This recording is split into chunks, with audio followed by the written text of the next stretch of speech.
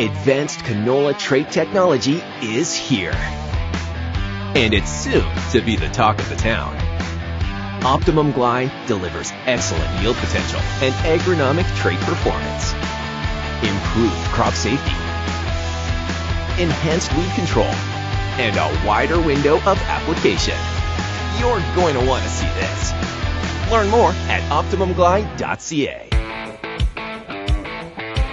It's time for RealAg Radio on Rural Radio Channel 147 on Sirius XM.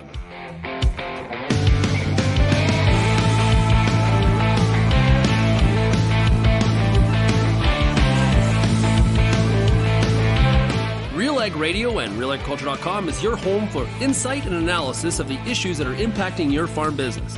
Let's get real and get connected with RealAg Radio.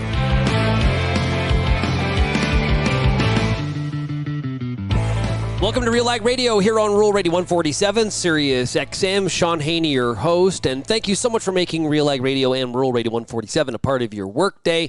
And today is Thursday, which means it's the Farmer Rapid Fire. That's right. We're going to travel across the country and find out how farmers are making out in their fields, their barns, and there's a lot to chat about here this week. You know, the Farmer Rapid Fire is brought to you by Pioneer Seeds Canada. For more than 90 years, Pioneer has developed and tested products to meet your local challenges. With new Optimum Glide canola, Enlist E3 soybeans, to performing corn products, and industry-leading traits and technologies to maximizing your yield potential. Pioneer's on-the-ground teams can help you get the right products for your fields. Visit pioneer.com/Canada to learn more. And we are going to travel across Canada here this week and find out how farmers are making out. We're going to talk to Nick Dubuc. He is in just outside of Montreal, Quebec. We got Mark Mclean, who's in Port Albert. We got Dwayne Leslie, who's in Portage, Manitoba. And we have John Kowalchuk, who is in Trochu, Alberta. Not too far away from that tornado that wiped through on the weekend. So we'll hear from John on that. And we'll finish up today's show talking to Pioneer Seeds agronomist. We've got Colleen Redlick, who is outside of Aberdeen, Saskatchewan. If you have any feedback on today's show, we'd love to hear from you. Send me an email, shaney@realagriculture.com, or you can call that RealAg feedback line, 855-776-6147. This week's question to the farmers is all about goal setting. On a recent Mind Your Farm Business podcast, we talked to Rick Keller, and he said if you write them down, that's a surefire way to make your big, scary dream a reality. Write the goal down and reread the goal daily. It is our poll at RealAgriculture.com. What's interesting, 60% of you have said you don't write down your goals. I'm going to maybe change this. I wonder why. And we'll ask our farmers about that here today on the program. Let's take a break and let's get started with the Farmer Rapid Fire, brought to you by Pioneer Seeds Canada, right after this quick break.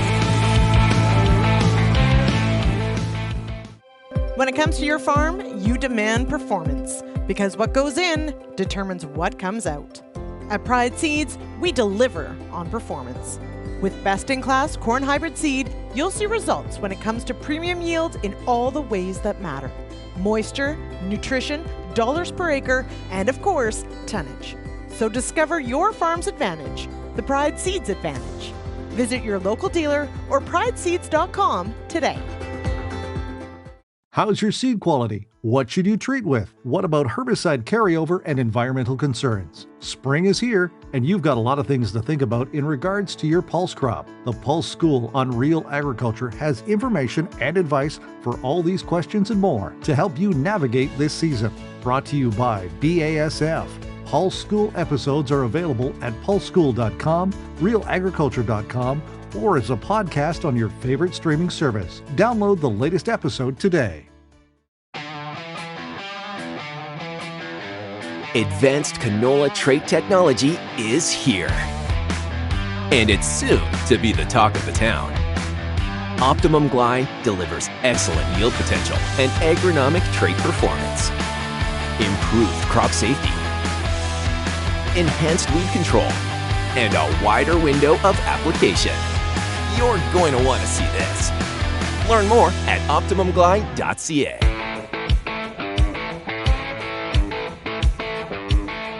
And we start off this week's Farmer Rapid Fire, brought to you by Pioneer Seeds Canada, with Nick Dubuc out of Montreal, Quebec. Nick, how's it going? Very good. Yourself? Oh, pretty good. Okay, what's going on the farm this week? Trying to make hay. And I guess the key word here is trying.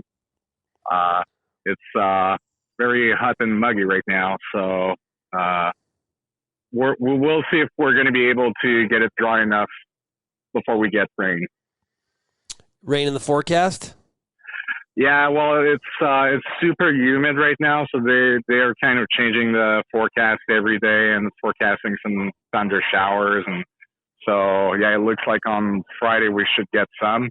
Hopefully, we'll be able to have it dry enough for Thursday. Yeah. So do you try to wait for a bit of a breeze, or are you turning it, or like what are you doing or is it just a game of patience?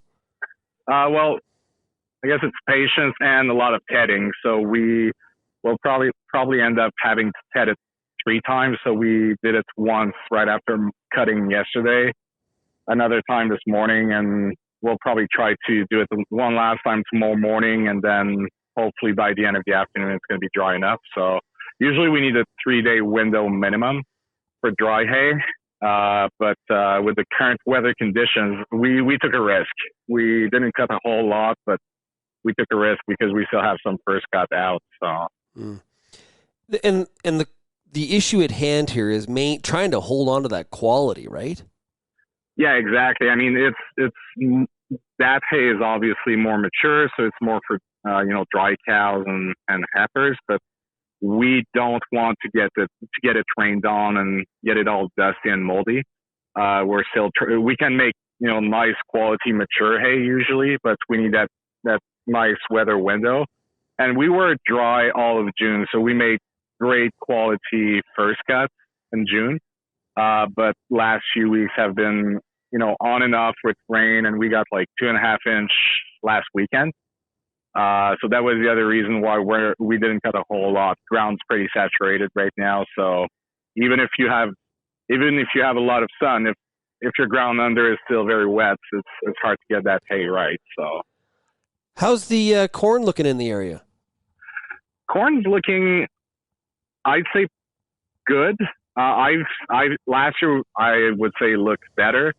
We had a tough start, so May was pretty cold. And we planted in concrete. I've never seen conditions like this where, we went from ground was wet or not super fit to bone dry in just a few days. And it crust, we had a pretty thick crust, and it was hard to get the planter in the ground. And the crop took a long time to emerge because of the cold weather. So initially it was a bit late, but it kind of caught up. Rows are closed at knee high by the 1st of July. We're there. We're past that point, so we're happy with that. But there is some unevenness in the crop because of when it emerged, it wasn't perfectly uniform. So, but still, we should make a decent crop this year. Yeah, well, and that even emergence, not just to have it all launch out of the ground at the exact same time is like super the utopian ideal situation. Harder. Yeah, exactly. But not easy to do. No, exactly. I mean, I guess if you have perfect ground conditions and perfect weather, it's probably somewhat achievable. But as soon as you get into conditions where, ground conditions weren't perfect, weather is not cooperating, and then, equipment issues that, sometimes you've got small things, small adjustments that in hindsight you wish you had made, planting deeper, things like that, that all has an impact in the end where, it's not perfect. I'm trying our best, I guess, and we're learning. Yeah. So what else is in the plans here for the next couple weeks, or is all of the focus right now on this hay crop? Well, we hope to get better weather because, like I said, there's still rain in the forecast. We still have a decent amount of hay to make other than what we've cut yesterday. And then we've got the second cut alfalfa. We decided to go to a 3-cut strategy this year instead of 4 to get maybe a little more volume. And with that, we're expanding basically cutting window from 4 weeks to probably 5.5. So that's coming pretty quick. where we'll have to do our second cut of alfalfa probably by the end of next week. Weather being what decides when we can cut it, because we've got a pretty good acreage, and we have a new seeding that's going to be ready at the same time. And then I've got a little bit of spraying left in soybeans, second pass, that hopefully I'll get done this week before it rains again. So focus is really forage crops at this point, but I'm looking at my, I guess, fall rye crop and barley crop, and that's going to come pretty quick, end of the month or early August. So 4 weeks from now I'll probably be sitting in the combine. So that's coming quick too. Yeah, very quick. Now, I know you love to travel. Did you get to any cool places this past winter? Well, this winter I wasn't home very often, I would say. Traveled to Australia and New Zealand, traveled to the UK, California. Did a show I've never done before, more in the construction industry, Conexpo in Las Vegas, which was really interesting. And a few weeks ago, I guess mid-June, I was in Colorado, visited some customers over there. So it's starting to feel more normal for me, because even if the pandemic was over, even last year was still quieter, less travel, customer visits and things like that. But really this past winter, I don't think I was, between December and April, I don't think I was more than 2 weeks in a row at home during that period. So I was happy to do that. What was your biggest takeaway from the Conexpo? That's the big concrete show, right? That's a big construction show. So like excavation equipment, it's more like, I guess, general construction. It's not specific. And there are some concrete equipment, some paving equipment, but it's a mix of everything. The one thing I would say, well, two things: electrification, or I guess new energies. There's obviously mini excavators and CTLs and things like that, where you see a lot of concepts with battery powered equipment, for example, or on an excavator you can be where you're not moving too much. Sometimes you'll have a stationary power supply or things like that. So that's one thing. Companies are looking at alternative energies because I guess they feel the pressure, especially with public contracts. And the second thing I would say is automation. I mean, it's not as big as agriculture, because I think it's actually more challenging in the construction side, because, it's not like you're doing a planting pass across acres and acres and it's always the same thing. You're digging a hole, and that hole will be different than the next one. But manufacturers, they seem to be trying to automate some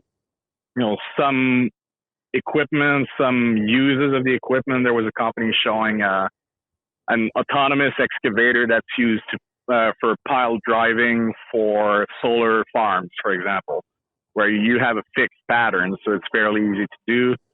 So there's some of that push happening there, which I thought was interesting.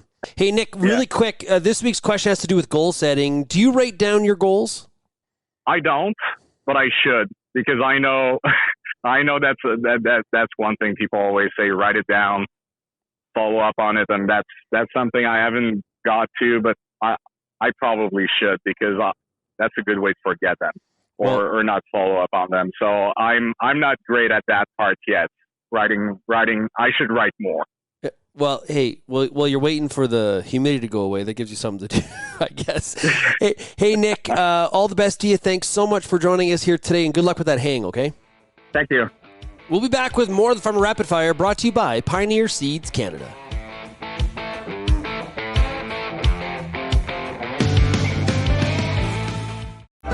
Join us for the Canadian Beef Industry Conference, August 15th to 17th at Calgary, Alberta. Spend time networking on the trade show floor, hear from keynote speakers, take in breakout sessions designed to increase profit, manage your rangeland, and navigate trends.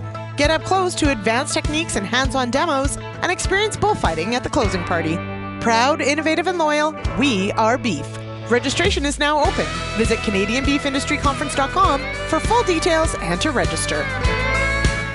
It's a big business, both here and around the world, that requires you to be informed and up to date on everything it takes to grow a successful crop. The Canola School on RealAgriculture.com has an expert library of video resources covering markets, agronomy, and more to help you grow a healthy and profitable canola crop. Visit canolaschool.com today. Brought to you by BASF Canada and Invigor Hybrid Canola.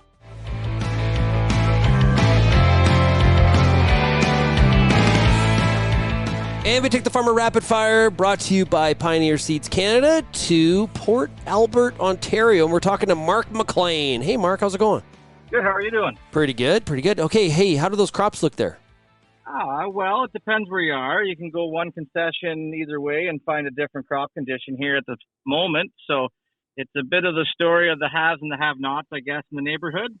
Some people have had rain and some people haven't. So I think our next best chance for rain is tomorrow. So we're all kind of hoping everybody gets a drink. Yeah, kind of living week by week. Is that kind of the best way to look at the moisture situation? Day by day, hour by hour. There was a couple pop-up thunderstorms. We've had a really weird, I don't know whether it'd be weird, but it's just different than what we're used to. A lot of northerly and easterly flows when we're used to southerly and westerly flows. So some rain popping up coming from the east over. And, Grandpa always said anything from the east is no good, but if it's got moisture in it, I think we're happy with it. So we had a couple passing showers, 3, 4, 5 concessions would get it and everybody else wouldn't. So I think there's guys deeper south than us that maybe had 4 to 5 inches over a day or two, which is maybe worse than no rain at all.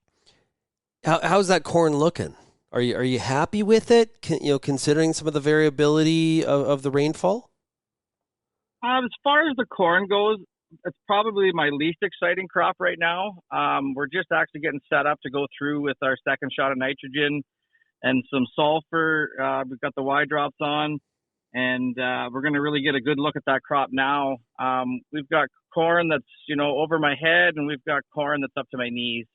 So it's kind of the moisture early on. We didn't get it after planting to fix a few of our sins that we had. So the top end's probably out of the corn crop, but I think we're still shooting for a decent yield at this point. There's obviously a lot of season left to go.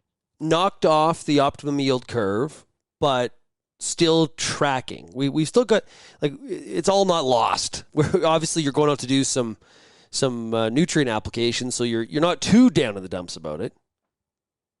That's right. Yeah, we're gonna still. I think we're still charging ahead with this crop. It's not lost. It's not.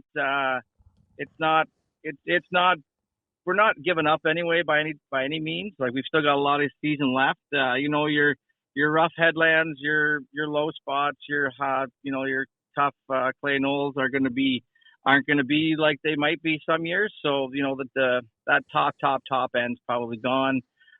There's still some really nice princess corn in the area that went in on those exact perfect days, but there's also a lot of it that it's a corn crop. Do you have wheat? We do have wheat. We had a really great fall last fall to get wheat in. We've got this is probably one of my more favorite crops at this point, other than it is a little too hot for it.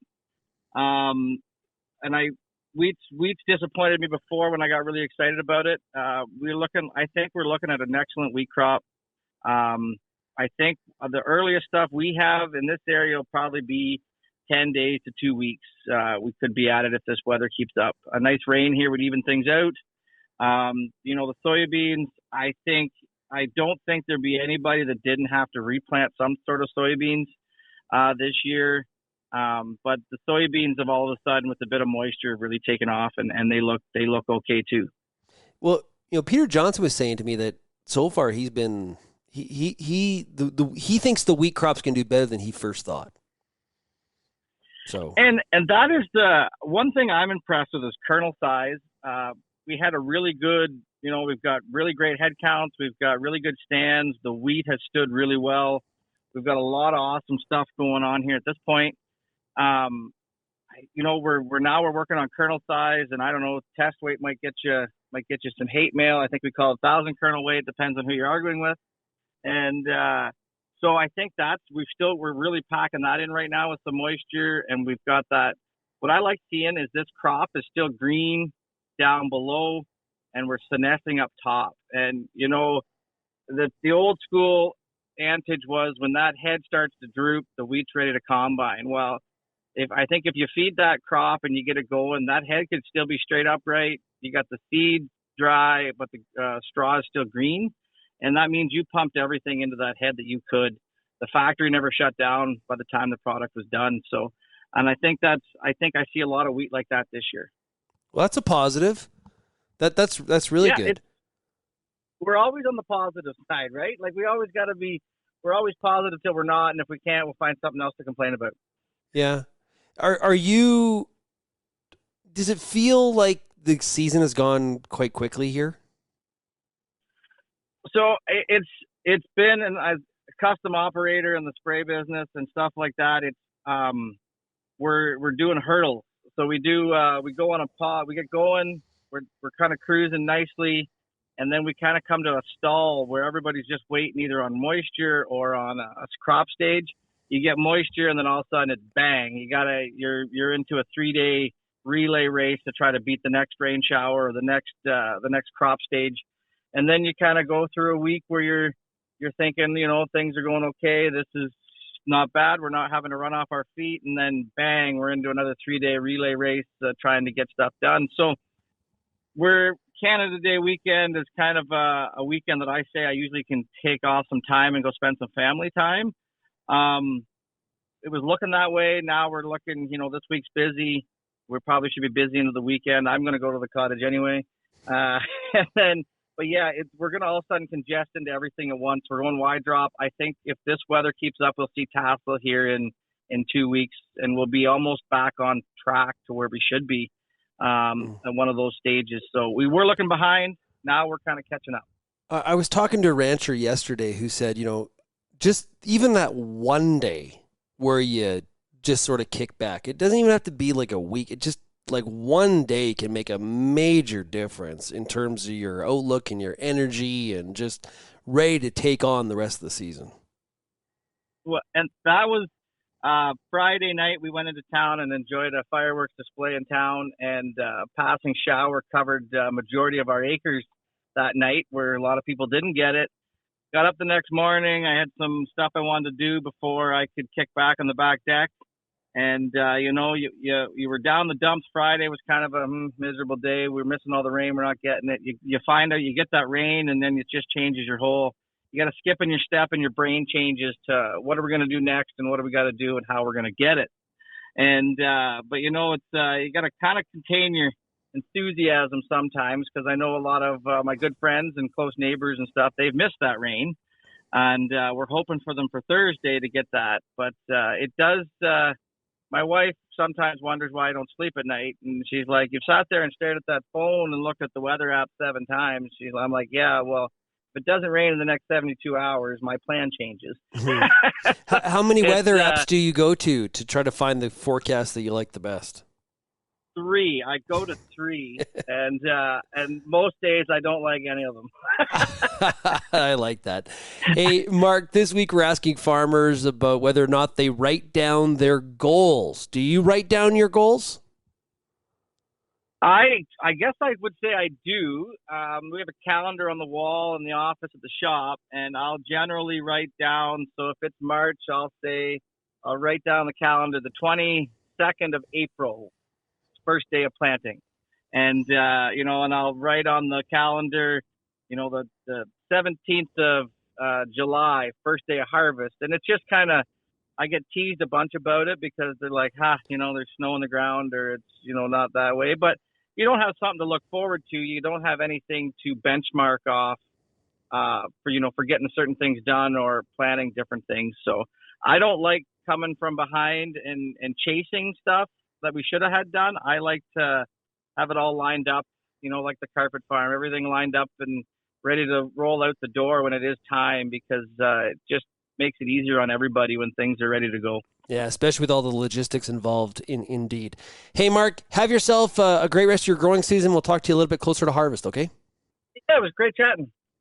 And we take the Farmer Rapid Fire, brought to you by Pioneer Seeds Canada, to Portage, Manitoba, and we're talking to Dwayne Leslie. Dwayne, how's it going?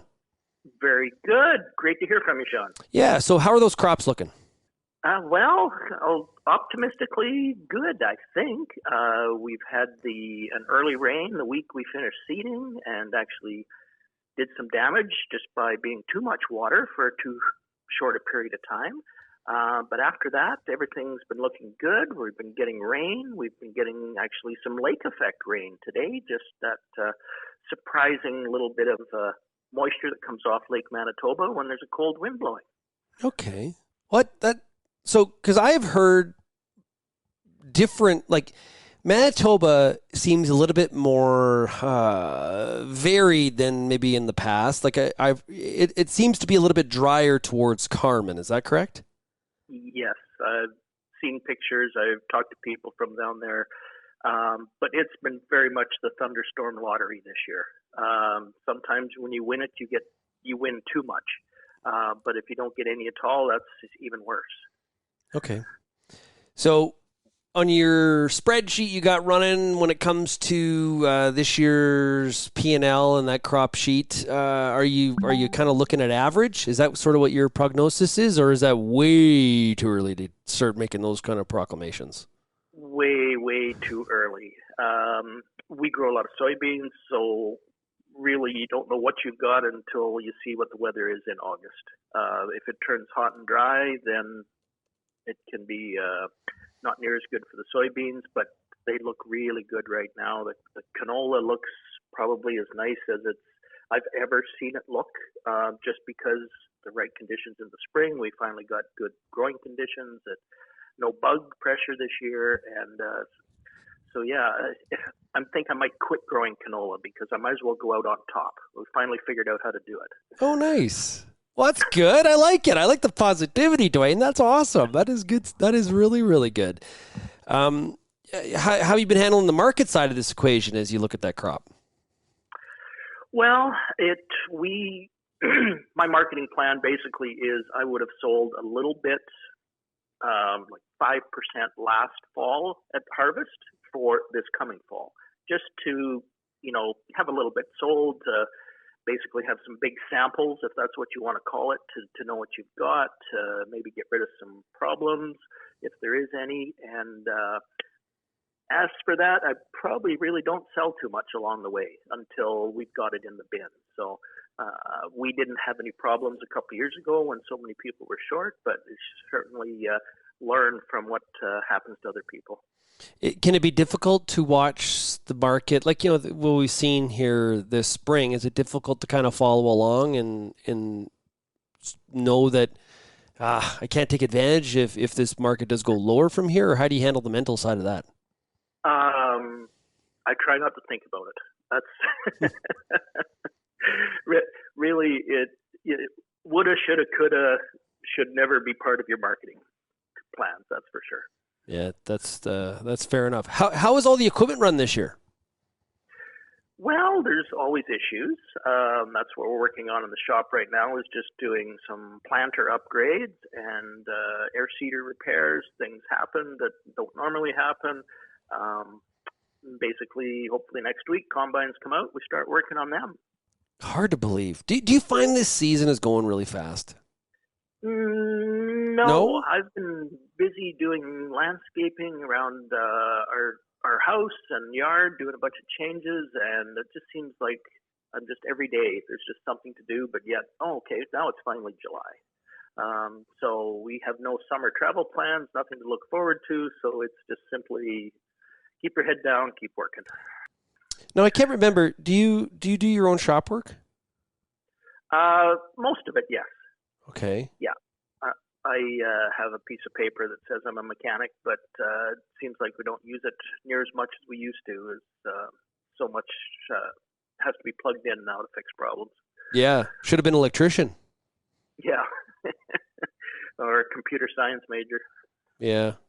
Yeah. Do you enjoy and embrace that technology, or do you despise is too strong of a word, but how do you feel about it? Well, with my off-farm projects, it's all about technology and internet as well. So if I just despised it, I wouldn't do what I did. and what I'm doing now. But it's all great when it works. That's really what I find.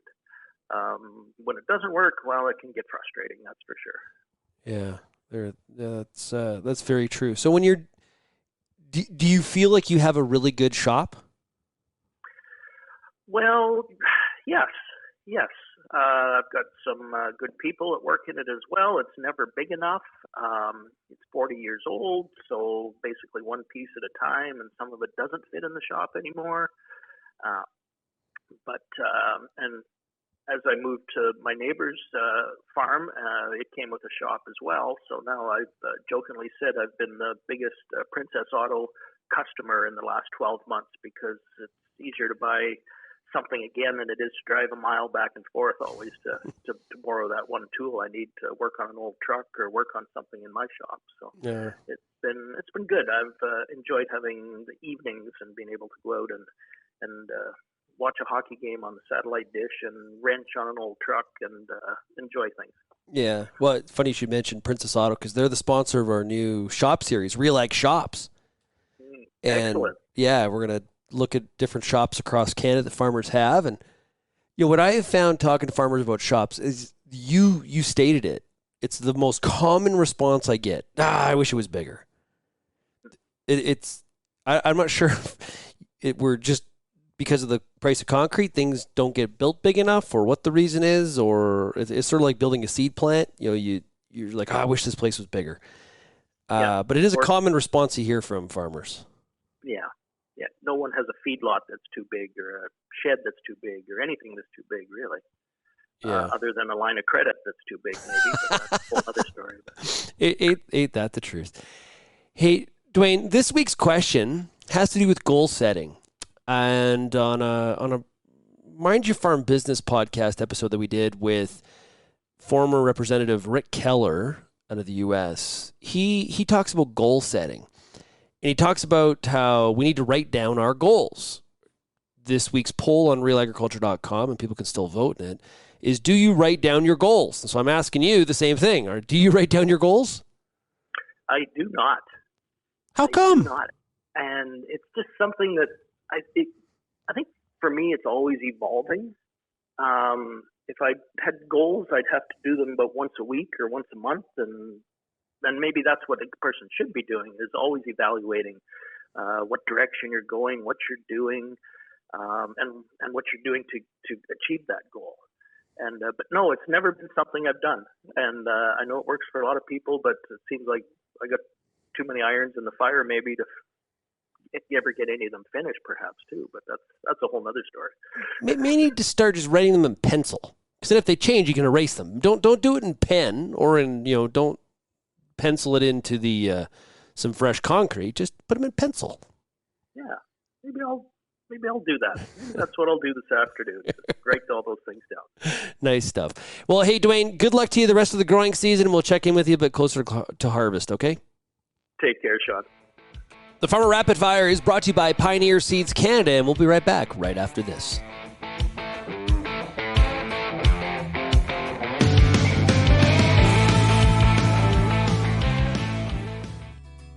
Co-op AgZone Field is a digital agronomy tool designed to help optimize your operation. Through integrated layers of satellite imagery, soil maps, yield data, and more, Co-op Grow team members use AgZone Field to provide organized, timely, in-season data, allowing you to make informed management decisions quickly and effectively. Trust your Co-op Grow team to support your operation with AgZone Field. Contact your local co-op today. As you head out into the field this season, the Corn School's got you covered. Everything from tillage discussions, weed control info, field trial results, yield strategies, and more. The Corn School on RealAgriculture.com has the information and advice you need to help you succeed. Brought to you by Pride Seeds and BASF. Corn School episodes are available at cornschool.com, from RealAgriculture.com, or as a podcast from your favorite streaming service. Download the latest episode today. Hi, I'm Bernard Tobin, host of the Soybean School on RealAgriculture.com. Throughout the year on the Soybean School, we'll bring you timely agronomic video content from planting to harvest, from the latest agronomic research to the latest in production technology. Check out our massive video library on YouTube, RealAgriculture.com, or download the audio podcast versions wherever you get your podcasts. The Soybean School is brought to you by Pride Seeds, BASF, and Syngenta Canada. And we take the Farmer Rapid Fire that is brought to you by Pioneer Seeds Canada to Trochu, Alberta, and we're talking to John Kowalchuk. John, welcome back to the show. Good, thanks there, Shaun. Yeah, no, it's I've been on a couple times, I know, but it's always fun to be on for sure. Yeah. So, what's going on the farm here this week? Just basically getting ready for harvest. I'm doing some maintenance on some things like the grain dryer and kind of just getting stuff ready with bins and that. So kind of doing a little prep work before I might take a few days off with the family and go on a holiday here. So probably very well deserved. How do the crops look there in that Trochu area?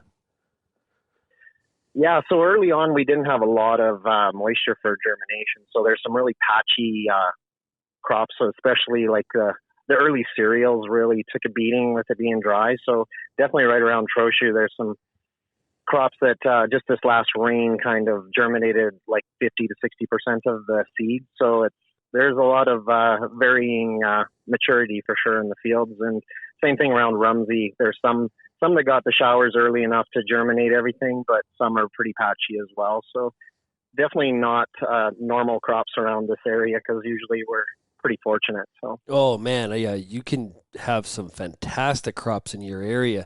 So that staginess is really going to provide it's going to provide some adversity during harvest time. Oh yeah, for sure. Yeah. Lots of guys already talking about dryers and stuff and timing of different things. And it's going to be interesting to see how the canola catches up because we have basically flowering to just coming out of the ground. So it's varied by quite a bit, not just a few days. So definitely it's going to be an interesting harvest, but I guess they all kind of throw a wrench into it once in a while anyway, so got to keep it interesting. Of the crops that you grow, which one do you feel looks the best? I would say some of the barley that was early isn't too bad. It had a good start and seemed to fill in better than the wheat. So barley isn't too bad, but definitely that heat we had early on here about three weeks ago or so, we got some really burnt down spots in the barley. So you have that waviness where you have uneven height, and obviously that will affect yield in spots. But out of the crops, I would say barley so far. The wheat really was thin, and I'm not sure why. I seed my wheat first, so I think it kind of suffered a bit maybe, but It seems to be a little thinner because it's normally the most drought tolerant wheat. But like this year, it just seems barley is held on. So, what about the crop that you feel is the most disappointing or you feel the worst about? Definitely some of my canola crops are just because of the staginess. I think it's you just never know. They might turn out okay, but with it being so far behind some of it and then so far ahead at harvest, how are you going to manage that? Thankfully, they're all pod shatter, which, 15, 18, 20 years ago or whatever, before we had pod shatter, it would have been pretty tough, right? Because then you get all that different growth staging, and then come harvest time, which crop do you harvest? But now with pod shatter, we're able to push that window a little more with some of the early germinated stuff. So it might not be as bad as I think it will be, hopefully.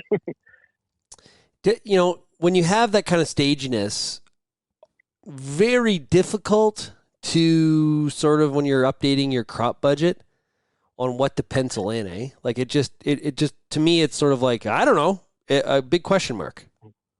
Oh, for sure it is. Yeah, definitely. I've kind of updated my potential yields quite often this summer already. It's been all over the place. We get a rain and it's like, oh, it's not going to be too bad. And then you start looking at the crops after a few days of heat and it's like, well, maybe not. And so definitely I've downgraded what the potential yields would be as far as my budget and at that. So definitely it's it's a tricky one to guess this year because of the staginess. So, I'm sure yields will be down. But have you had much heat? Because I'll tell you, in the south, we sure haven't felt like we've had a lot of hot days. We've had some pretty hot spells, like where we're pushing that 30 degrees for a high Celsius during the daytime. So we've had quite a few hot days, like in a pretty good run of it without any rain, and that's when that barley really got burnt and kind of shrunk. And so, but the last couple of days have cooled off, which is nice, and hopefully we get a rain.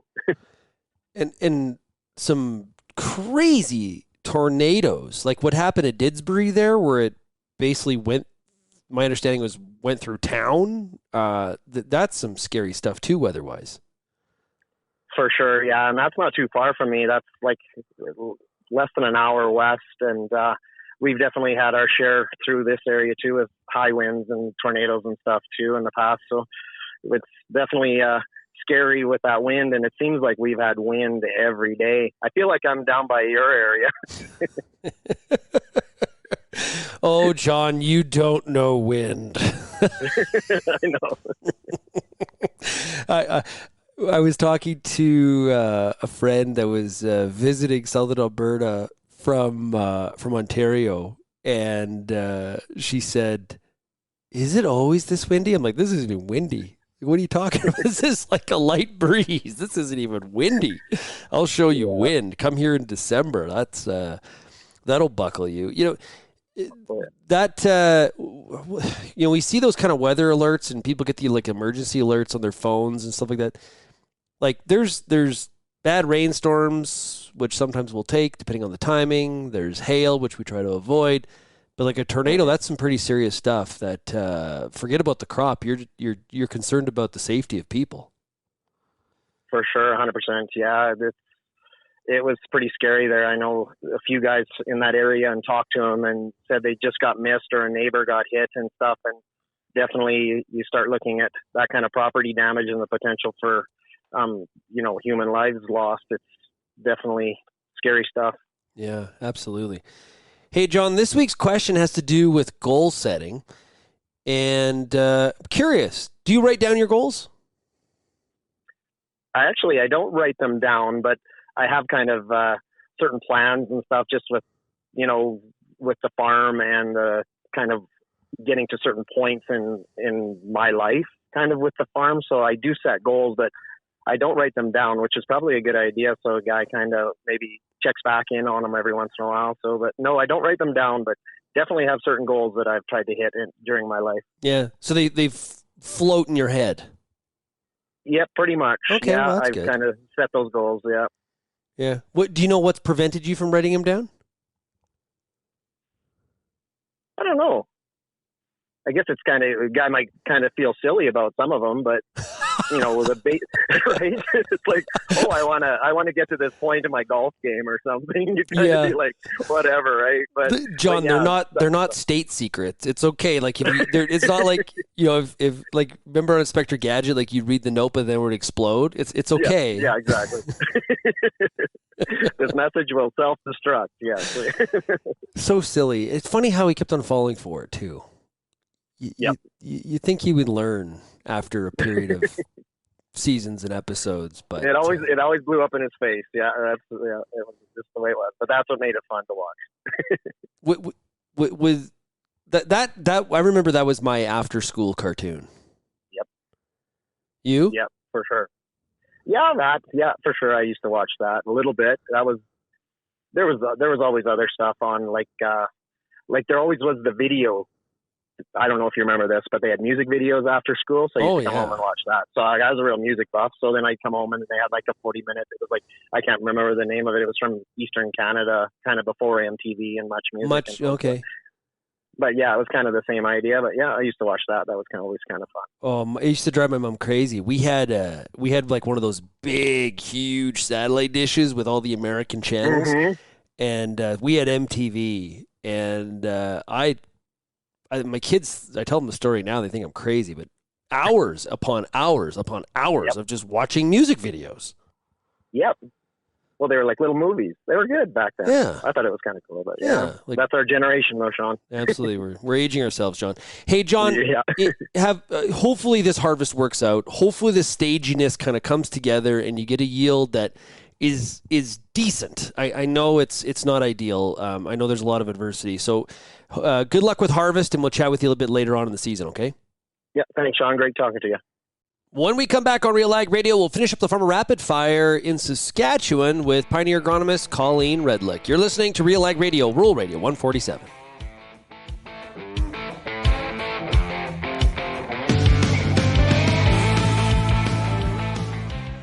Peter Johnson at WheatPete, RealAgriculture.com. I'm the host of The Word, and I love doing The Word. I love the questions. I love the challenges. I love having to apply agronomics to all over the globe and areas outside of my normal jurisdiction.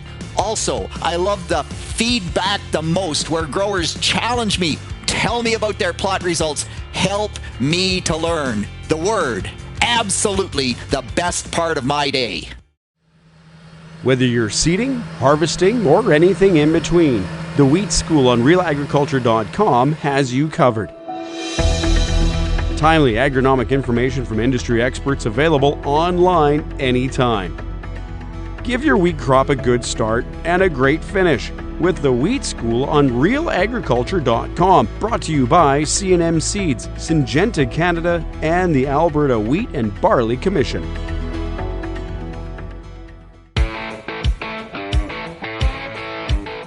And we finish up this week's Farmer Rapid Fire with the sponsor of the Farmer Rapid Fire, Pioneer Seeds Canada. And we're talking to Pioneer agronomist Colleen Redlick. Colleen, great to chat with you. Yeah, thanks for having me on, Sean. Yeah, and you're located at Aberdeen, Saskatchewan. So how do the crops look around that area? Well, it's pretty hit and miss. I've got to say we could use a little more rain right here where I'm at, and I think that's been probably a theme that you've been hearing from a lot of folks on your show lately. Yeah, I think it was Dwayne Leslie that was on the show here that described it as the weather lottery. Yeah, that's actually a really good way to describe it. I think we haven't quite hit it this year, and you got to be a little careful. You don't want to brag too much if you did hit it, because guys are getting pretty sensitive as they're watching some of these crops unfortunately go backwards. But has just been really patchy. I think there's some really great crops out there, and then there's a few of us that are trying pretty hard to do that rain dance. So it's definitely hit and miss. So based on what you've seen and some of the colleagues you've talked to at Pioneer Seeds Canada, where are the best crops in Saskatchewan?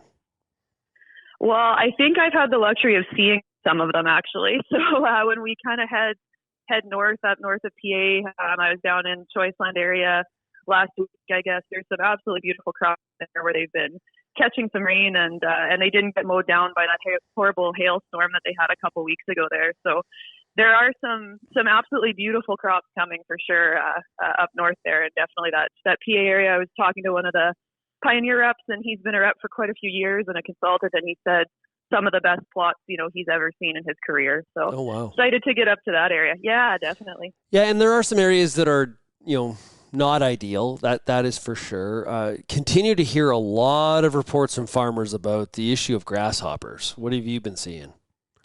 Yeah, we've been seeing that a bit. In the south, they've definitely gotten into some spraying. Those hoppers, when it's hot and dry down there, they can mow through crops pretty quickly. Especially our friends growing lentils have had a few issues. So, definitely in the south, I think there's been quite a bit of activity.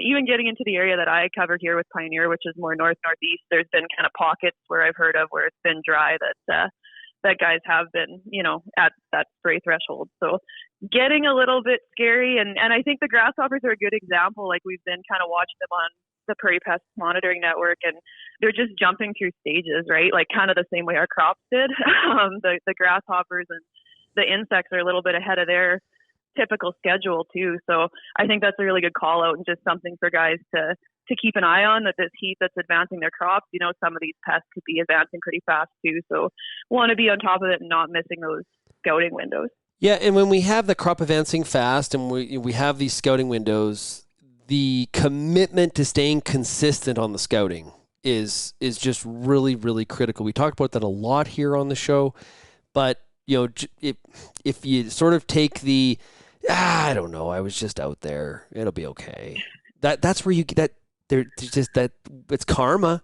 That's where you get bit. That's where you get bit. Right, Colleen?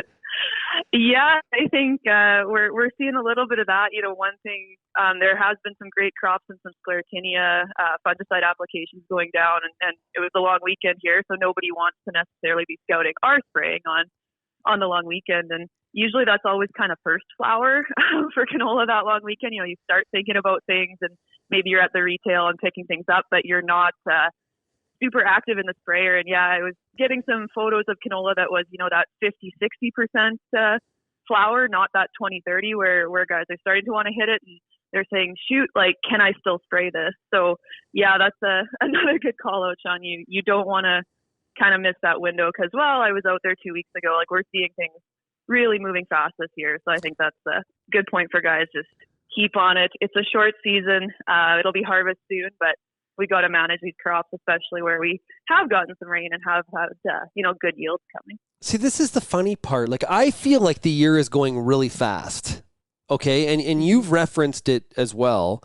But when I asked the farmers, I asked a couple of them, does it feel like the season's gone really fast? I didn't exactly get that response. It sort of felt like, no, we've been busy, and it's felt like it's kind of drug out, or it's been kind of normal. So it's just interesting our different perceptions on what is happening as we get through this growing season.